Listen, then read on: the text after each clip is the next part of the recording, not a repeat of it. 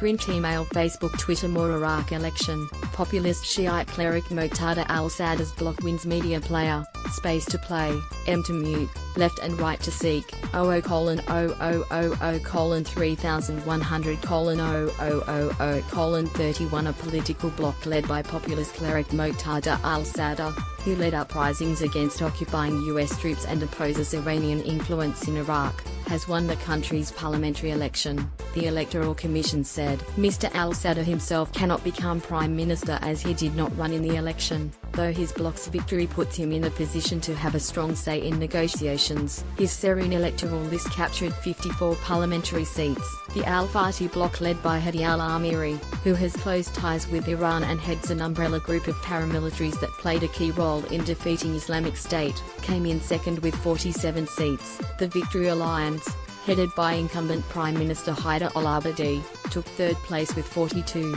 The victory was a surprising change of fortunes. The cleric, who made his name leading to violent uprisings against US occupation troops, was sidelined for years by Iranian-backed rivals. His bloc's performance represented a rebuke to a political elite that some voters blame for widespread corruption and dysfunctional governance. Mr. al-Sadr's unlikely alliance with communists and secular Iraqis says it fiercely opposes any foreign interference in Iraq, which is strongly backed by both Tehran and Washington. It has promised to help the poor and build schools and hospitals in Iraq, which was battered in the war to defeat Islamic State and has suffered from low oil prices. Before the election, Iran publicly stated it would not allow Mr. al-Sadr's bloc to govern. In a tweet shortly after results were announced, Mr. al-Sadr said, "Reform is victorious and corruption is diminishing."